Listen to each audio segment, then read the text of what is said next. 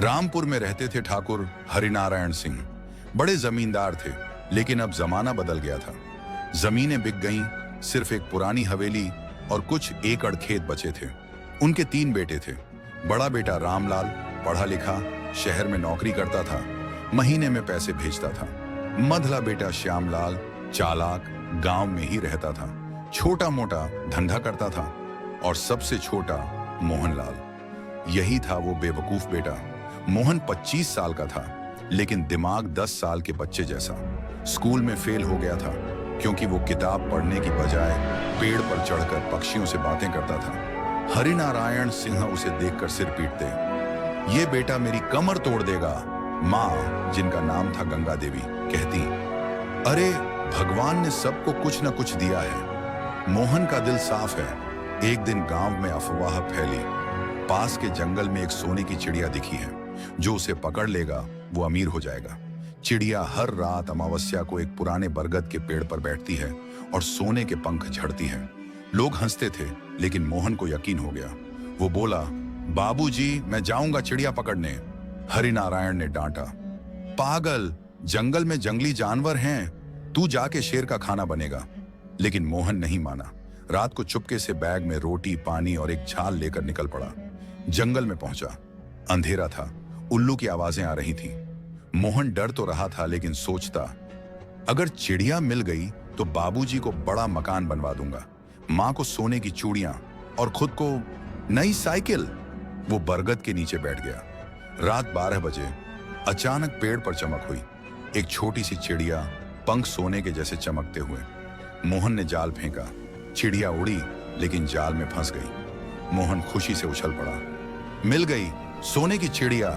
चिड़िया बोली, हाँ, बोल रही थी, मुझे छोड़ दो, मैं तुझे 3 इच्छाएं पूरी कर दूंगी। मोहन हैरान, सच में? जैसे अलादीन की जिन्न? चिड़िया, हाँ, लेकिन शर्त है, इच्छाएं सोच समझ कर मांगना। मोहन ने पहली इच्छा मांगी, मुझे बहुत सारा पैसा दे दो ताकि बाबूजी अमीर हो जाएं। पफ! चिड़िया ने पंख झटके। मोहन के सामने एक बड़ा सा सोने का सिक्का गिरा, लेकिन सिर्फ एक। मोहन बोला, बस एक?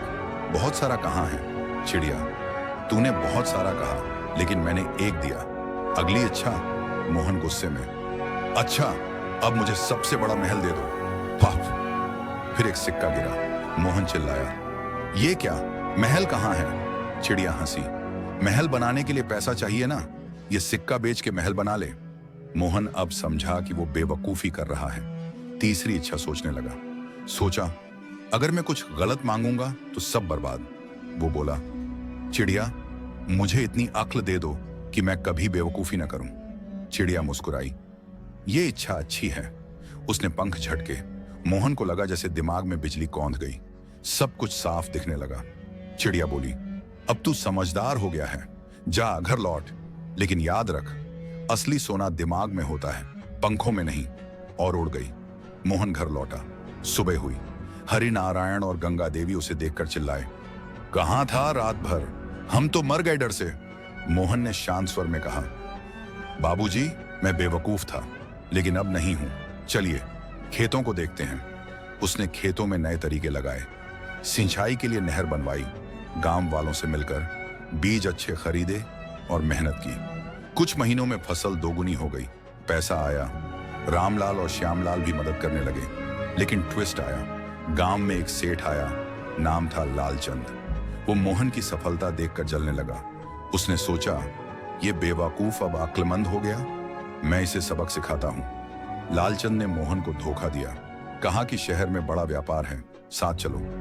मोहन अब समझदार था, लेकिन लालचंद ने जाल बिछाया। मोहन गए, लेकिन वहां पता चला लालचंद ने उसकी जमीन के कागजात फर्जी बनाए थे। मोहन डरा नहीं। उसने पुलिस में शिकायत की, वकील से बात की, सबूत जुटाए, कोर्ट में केस लड़ा। लालचंद हार गया। मोहन की जमीन बच गई और लालचंद को सजा हुई। गांव वाले बोले, मोहन अब बेवकूफ नहीं, बुद्धिमान है। हरिनारायण ने आंसू पोंछते हुए कहा, बेटा, तूने मुझे सिखाया कि बेवकूफी दिमाग की नहीं, दिल की कमी से होती है। तूने दिल से सबक लिया। मोहन ने गांव में स्कूल खोला, गरीब बच्चों को पढ़ाने के लिए, लड़कियों को भी पढ़ाई। गांव तरक्की करने लगा। मोहन की शादी हुई, एक समझदार लड़की से। बच्चे हुए और वो उन्हें सिखाता, पैसे से ज्यादा अक्ल महत्वपूर्ण है।